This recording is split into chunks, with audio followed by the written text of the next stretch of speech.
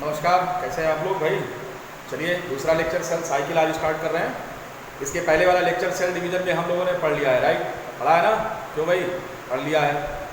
दोनों कैमरा देखना होगा। हाँ, आज बात करने चल रहे हैं किसकी? सेल साइकिल की। इसके पहले हम लोग एक लेक्चर इसमें ले चुके हैं और इसकी बैकिंग हम लोगों ने क्रिएट कर लिया है, राइट? हमने आपको बताया कि प्लांट्स में डिवीज़न किस प्रकार होता है और हमने आपको ये बताया है कि एनिमल्स में डिवीज़न किस प्रकार होता है, मतलब उसका ड्यूरेशन क्या है। तो आपको पता है कि प्लांट्स में अनलिमिटेड डिवीज़न होता है, अनलिमिटेड टाइम तक डिवीज़न होता है। और कौन कौन सी सेल्स अनलिमिटेड टाइम तक डिवीज़न करती हैं ये बताया था। और एनिमल सेल में एक निश्चित टाइम के बाद क्या होता है? डिवीज़न रुक जाता है। ठीक, ये सारी बात किया था। इस समय हम कोशिका विभाजन की एक्चुअल मैकेनिज्म में, the mechanism of cell division start करने चल रहे हैं, राइट? और इसे जानने के लिए हमको सेल साइकिल स्टडी करना पड़ेगा। सेल साइकिल, इस पर हम अध्ययन करेंगे और इसे डिफाइन करेंगे। सेल साइकिल को हम कैसे डिफाइन करते हैं? How can it be defined? तो कह रहे हैं कि साहब ये जो सेल साइकिल है इसमें होने वाले तमाम इवेंट्स हैं, कई इवेंट्स होते हैं और उन सबका टोटल जो कलेक्शन होता है, all the sequential events in the process of cell division, in the process of cell division known as, क्या बोलेंगे इसको collectively? Cell cycle. Collectively cell को डिवाइड होने में इसमें जो सीक्वेंशियल इवेंट्स होते हैं, ये सभी सीक्वेंशियल इवेंट्स कुल मिलाकर के क्या बनाते हैं? ये टोटल कुल मिलाकर के सेल साइकिल बनाते हैं।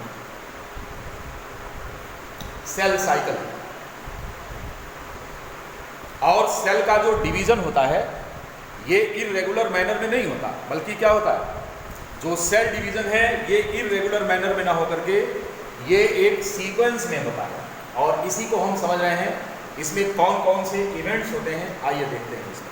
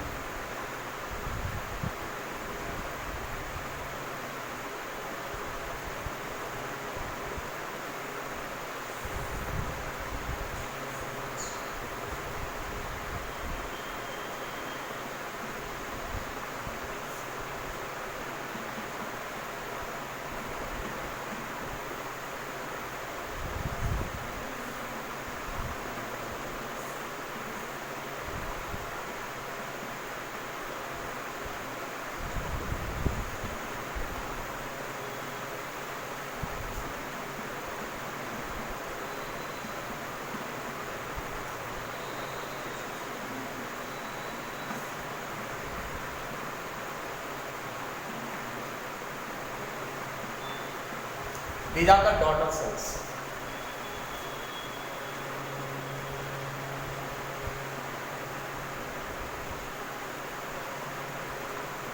डिवीजन के बाद ये बनने वाली सेल्स है, डॉटर सेल्स। पूरी सेल साइकिल को हम बेसिकली दो पार्ट में डिवाइड करके हम देख रहे हैं। इस लाइन के दाहिनी तरफ, उस तरफ phase of division, phase of division.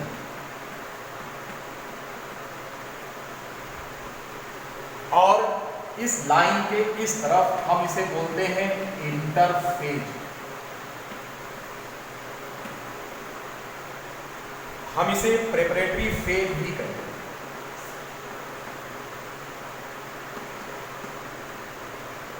Preparatory phase. तो इस तरह से सेल डिवीजन का जो सिस्टम आप यहां देख रहे हैं, इसमें हम सेल डिवीजन को दो स्टेप में देख रहे हैं, दो सेगमेंट में हम इसे देख रहे हैं। इनमें से पहला जो सेगमेंट है वो कौन सा है? वो है इंटरफेज। इंटरफेज का मतलब it is the phase between two divisions of the cell. दो कोशिकाओं के किसी भी कोशिका के दो डिवीजन के बीच का जो गैप होता है हम उसे इंटरफेज कहते हैं। इसमें सेल जो है वो अपने डिवीजन की तैयारी करती है। जैसे यहाँ पे ये डॉटर सेल्स बन गई हैं, अब ये डॉटर सेल्स अगली बार फिर यहाँ आकर के डिवीजन फेज में तभी प्रवेश करेंगी जब ये इंटरफेज से पास होकर के आएंगे। यानी कहने का मतलब ये हुआ कि इंटरफेज एक ऐसा सिस्टम होता है, इवेंट्स का एक कलेक्शन होता है जिसमें इस बात को हम चेक करते हैं कि कोशिका के विभाजन की सारी तैयारी हो गई है या नहीं, ये देखा जाता है। तो इस प्रकार से इसमें जो इंटरफेज है, अगर हम देखें तो सेल साइकिल का कुल 91% टाइम जो होता है वो इसी में स्पेंड होता है। सेल डिवीजन का 91% टाइम जो होता है it is taken by the interphase, right. Cell division का 91% पार्ट जो होता है, टाइम जो होता है वो यहाँ कंज्यूम होता है, और रेस्ट जो 9% टाइम होता है it is taken in the division of cell. मतलब ये हो गया कि सेल को डिवाइड होने में ज़्यादा समय नहीं लगता, लेकिन सेल के डिवीजन की प्रिपरेशन करने में इन्हें समय ज़्यादा लगता है। ये आपको ध्यान रखना है, ठीक है। तो सेल को डिवाइड होने में बहुत कम समय लगता है। टोटल सेल साइकिल का केवल 9% लगता है, लेकिन सेल डिवीजन की तैयारी करने के लिए कितना लगता है? 91%। अब इनके जो फेजेज हैं जरा ये देखिए, क्योंकि सेल का जो डिवीजन होता है ये अनकंट्रोल्ड वे में नहीं होता, ध्यान रखेंगे। सेल डिवीजन अनकंट्रोल्ड नहीं होता, बल्कि ये पूरी तरह से कंट्रोल्ड डिवीजन होता है। इसमें कुछ चेक पॉइंट्स होते हैं जो इस बात को तय करते हैं कि कोई भी सेल एक फेज से अगले फेज में प्रवेश करेगी भी या नहीं करेगी। इसको चेक करने के लिए यहाँ पर कुछ चेक पॉइंट्स होते हैं। बात समझ में आ रही है? ये कौन है? ये चेक पॉइंट्स होते हैं जो इस बात को तय करते हैं कि कोई भी हमारी एक फेज कंप्लीट हो चुकी है या नहीं हो चुकी है, ठीक है। अगर हम यहाँ से स्टार्ट करें, सपोज करो कि ये डॉटर सेल्स हैं जो अभी अभी डिवाइड हुई हैं, तो डिवाइड होने के बाद इन सेल्स को सीधा G1 फेज में प्रवेश करना है। किसमें प्रवेश करना है? G1 फेज में प्रवेश करना है। लेकिन कुछ सेल्स ऐसी होती हैं जो G1 के आगे नहीं जा पाती, और कुछ सेल्स ऐसी होती हैं जो G2 के आगे नहीं जा पाती।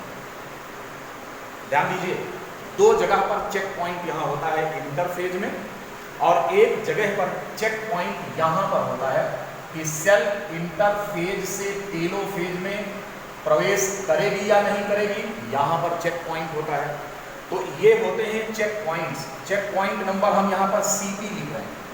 चेक पॉइंट नंबर 1 वो ये, चेक पॉइंट नंबर 2 CP2 वो ये, और चेक पॉइंट नंबर 3 वो यहाँ पर है माइटोसिस फेज में एनाफेज के तुरंत बाद की स्टेज कि हमारी जो सेल है वो एनाफेज से वो टेलोफेज में जाएगी भी या नहीं जाएगी, इस बात को यहाँ पर चेक किया जाएगा। बात समझ में आ रही है? तो अब आप देखिए, जैसे कि ये हमारी सेल डिवाइड हो गई है। कौन? एक सेल है जो यहाँ पर डिवाइड होके जस्ट अभी आ रही है, इसलिए इसका नाम क्या रखा गया है? इसका नाम रखा गया है daughter cell. Now this cell is going to enter the next phase of division, but before entering the next phase of division it has to enter the process of interphase. ये बात समझ में आ गई? तो इस प्रकार से ये जो डॉटर सेल है यहाँ से निकलकर सीधे G1 फेज में प्रवेश करेगी। कहाँ जा रही है? G1 फेज में जा रही है। अब यहाँ से G1 फेज में आ तो गई, लेकिन इससे आगे ये S फेज में जाएगी भी या नहीं जाएगी, यह तय करना काम है किसका? यहाँ पर चेक पॉइंट होता है CP1, इसी को हम गैप 1 भी कहते हैं, क्योंकि G1 फेज का मतलब क्या होता है? गैप 1। G2 फेज का मतलब क्या होता है? गैप 2। इस चीज को कहीं नोट कर लो। G1 फेज का मतलब क्या हुआ?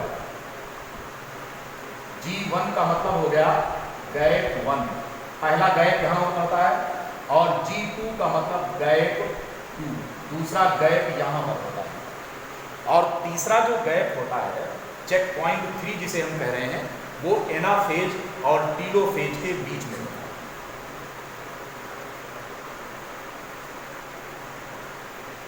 ठीक है, एक बार ध्यान से फिर से देखिए, हम सेल साइकिल को डिफाइन करते हैं तो कहते हैं कि साहब जितने भी सीक्वेंशियल इवेंट्स हैं, किसमें?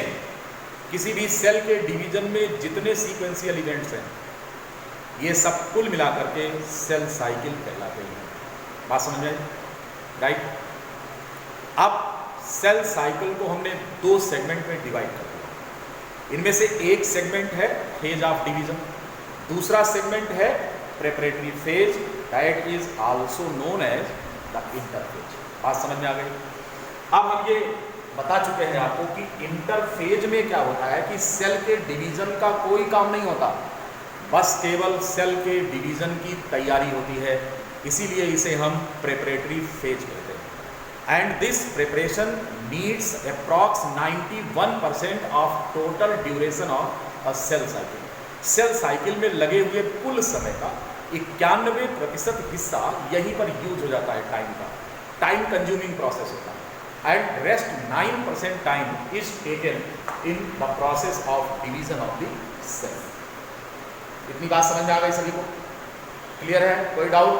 No doubt. तो इस लाइन के उस तरफ फेज ऑफ डिवीजन है, इस लाइन के इस तरफ इंटरफेज है। जो फेज ऑफ डिवीजन है इसमें प्रो लिखा है, प्रो का मतलब प्रोफेज, दूसरा लिखा है क्या? मेटाफेज, तीसरा है एनाफेज, और लास्ट फेज इसकी होती है टेलोफेज।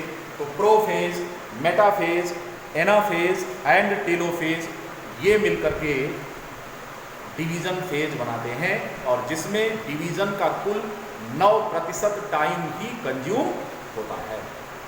बात समझ में आ गई? अब एक एक करके हम यहां पर देखेंगे। सबसे पहले हम G1 फेज की बात करेंगे। इसको हम गैप 1 क्यों कहते हैं, यहां जानना है, क्योंकि एक बार डिवाइड होने के बाद बॉडी की कुछ सेल्स ऐसी होती हैं जो कभी डिवाइड नहीं करती हैं। यहाँ पर जो G0 फेज होती है वो कब आती है? क्या G0 फेज सेल साइकिल का हिस्सा है?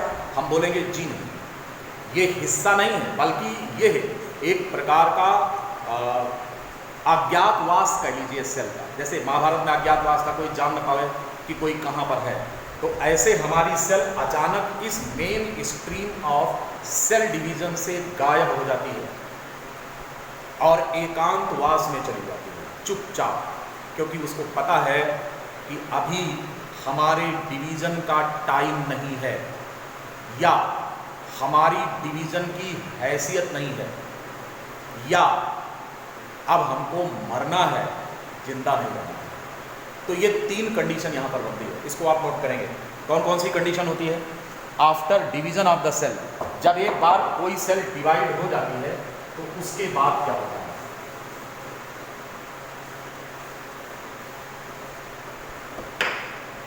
जो डॉटर सेल है,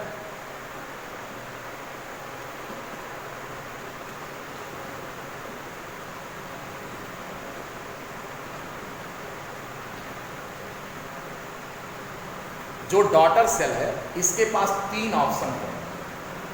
the daughter cell has 3 options.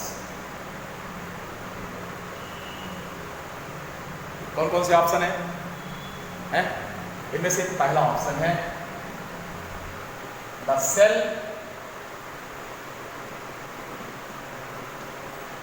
escapes from the cell cycle to come into G0 phase and remains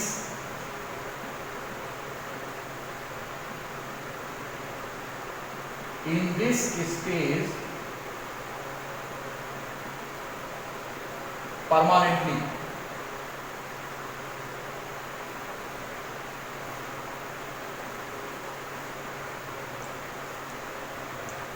हमारी जो सेल है ये क्या करेगी, हमारी जो सेल है ये पहला ऑप्शन इसके पास किस चीज का है, कहीं भैया भागो यहां से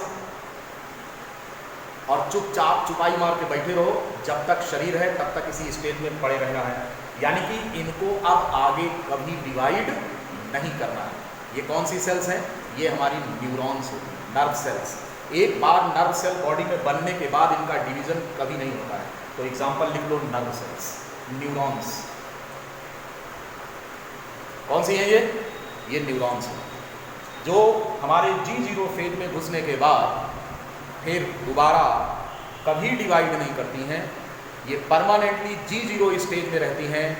हम इसे एग्जाम्पलीफाई कर सकते हैं अपनी नर्व सेल के साथ, न्यूरॉन्स के साथ, because once originated neurons never divide, these remain in G0 stage throughout life. याद रखना, आपके शरीर की न्यूरॉन्स यानी कि जो आपका नर्वस सिस्टम बनाती हैं, ये एक बार बनने के बाद जीवन में कभी डिवाइड नहीं करती हैं और ये केवल G0 स्टेज में पड़ी रहती हैं।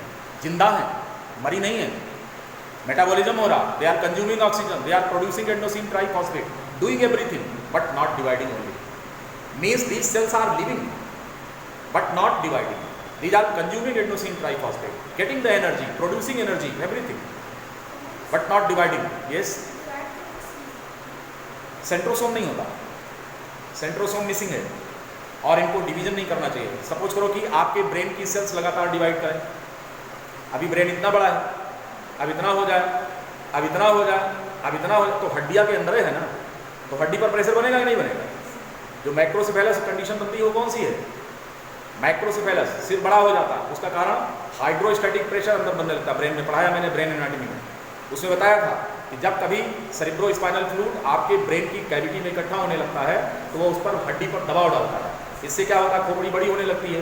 ये फैटल डिसऑर्डर है और जान के साथ जाती है। तो क्या आप चाहते हैं कि आपका ब्रेन में सेल्स लगातार डिवाइड करें, हैं, फट जाएगी खोपड़ी, खत्म कहानी।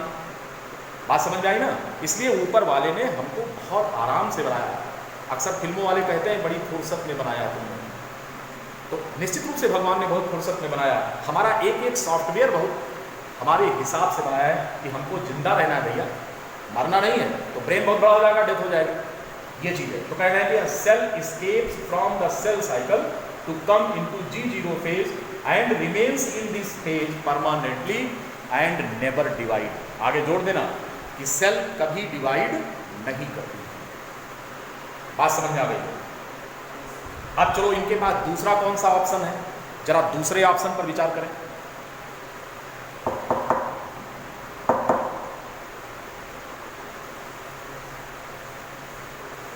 जो डॉटर सेल्स अभी डिवाइड होकर आई हैं, इनके पास दूसरा क्या ऑप्शन है, नंबर 2, फॉर सम टाइम्स, कुछ समय के लिए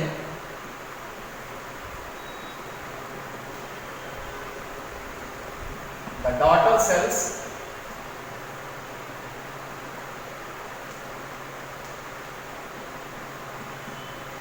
escape out of G1 से बाहर आ जाती है, to live in G0 stage after some time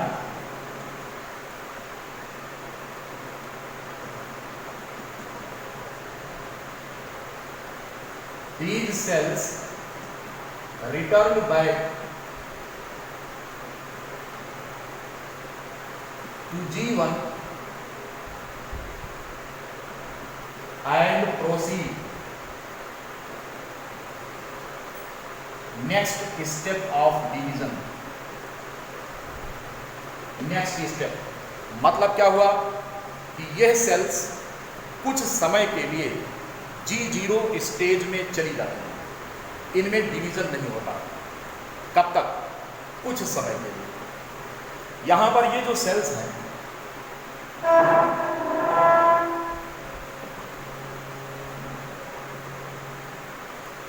ये जो सेल्स हैं यहां पर, ये क्या है? ये कुछ समय के लिए G0 स्टेज में जाती हैं और G0 स्टेज में कुछ समय तक रहेंगी और उसके बाद वहाँ से निकल करके ये कहाँ आती हैं?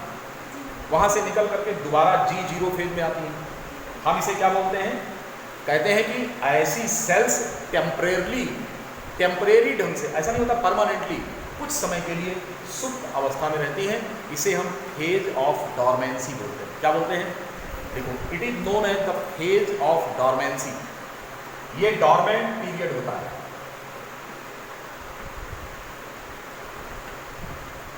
डॉर्मेंट पीरियड होता है ये। इस दौरान हमारी जो सेल है वो इनएक्टिव रहती है, डॉर्मेंट रहती है। ध्यान रहे कि यह dormancy for the time being होती है। उदाहरण के लिए अब आपको पता होना चाहिए कि प्लांट्स में अगर देखें तो कुछ पौधों के जो बीज होते हैं उनमें अंकुरण तुरंत होता है। जो बीज बन गए तो जमीन में अगर डाल दें तो उनका जर्मिनेशन तुरंत स्टार्ट हो जाता है। लेकिन कुछ सीड्स में डॉर्मेंसी होती है, 2 महीने की, 4 महीने की, 6 महीने की। तो वो सीजनल होता है। ऐसा नहीं होता कि हर सीजन में उनमें ग्रोथ शुरू हो जाती है, उनमें जर्मिनेशन स्टार्ट हो जाता है, ऐसा नहीं होता है। तो ये कौन होते हैं?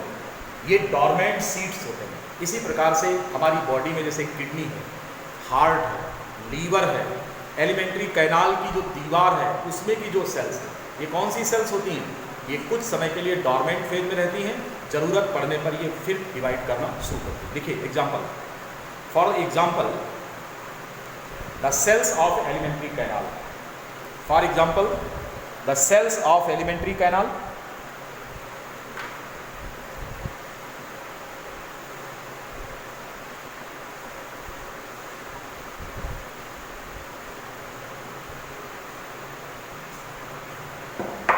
कौन कौन सी हैं ये?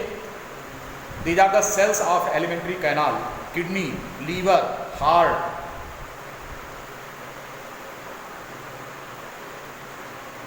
Sales of alimentary canal, kidney, liver, heart, इस प्रकार की सेल्स हैं।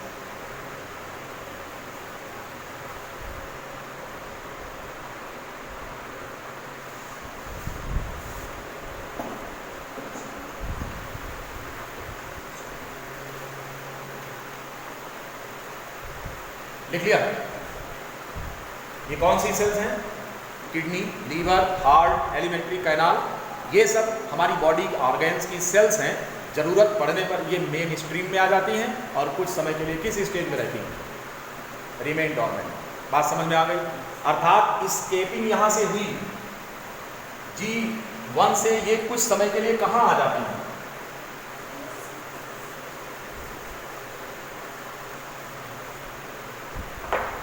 ये सेल्स कुछ समय के लिए आ जाती हैं कहाँ पर? G0 में। यहाँ से रिटर्न बैक, वापस रिटर्न होती है G1 में आती है। इनमें रिटर्निंग पॉसिबल है, लेकिन दूसरी कौन है जो G0 से रिटर्न होकर वापस G1 में आई भी नहीं करती हैं। और अब आइए, और तीसरा ऑप्शन कौन सा है? पहला तो हमने बताया कि वो कभी नहीं आते हैं, G0 में रहते हैं, डिवीजन नहीं होता, लेकिन वो जिंदा हैं, उनमें मेटाबॉलिज्म हो रही है। दूसरी सेल कौन सी है? कुछ समय के लिए डॉर्मेंट पीरियड में आई और ज़रूरत पड़ने पर फिर वो मेन स्ट्रीम में आ गई और डिवीजन करने लगी। और तीसरा ऑप्शन कौन सा है? तीसरा ऑप्शन उन सेल्स का है जिनमें या तो म्यूटेशन हो गया है, म्यूटेशन, वो भी ऐसा म्यूटेशन जो इनके डीएनए को डैमेज कर दिया है। क्योंकि आपको मालूम है कि सेल में होने वाली सारी क्रियाएं जितनी भी हैं, ये सब के सब किसके कंट्रोल में होती हैं? डीएनए। इनका जेनेटिक कंट्रोल होता है, सेल डिवीजन का जेनेटिक कंट्रोल होता है।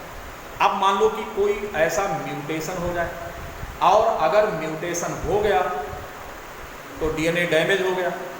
अगर डीएनए डैमेज हो गया तो क्वेश्चन ये है कि जो जीन डैमेज हुआ वो कौन सा था? अगर वो सेल डिवीजन के प्रोसेस को रेगुलेट कर रहा था तो डैमेज हो गया। अब इसके डैमेज होने पर हमारी सेल किस स्टेज में चली जाएगी? वो डॉर्मेंट स्टेज में नहीं जाएगी, बल्कि अब वो सेनेसेंस की स्टेज में चली जाएगी। What do mean by senescence? ऐसी सेल्स जो चोटहिल हो गई हैं, चोटहिल माने घाव हुआ है उनमें, ऐसी घाव जो फिर पूरा होने लायक है। जैसे किसी बकरे को गोली मार दो छटपटा तो रहा है लेकिन अब वो रिवर्ट होके वापस जिंदा नहीं हो सकता, उसको मरना ही है। इसी प्रकार से हमारी सेल्स का डीएनए अगर डैमेज हो गया किसी भी प्रकार के म्यूटेशन के कारण, तो फिर ये सेल्स डीएनए के डैमेज होने के कारण एक ऐसी स्टेज में चली जाती हैं जिनको हम सेनेसेंट स्टेज कहते हैं। यहाँ ध्यान रहे, एक स्टेज होती है क्वाइसेंट स्टेज। ये क्वाइसेंट स्टेज किसके लिए थी?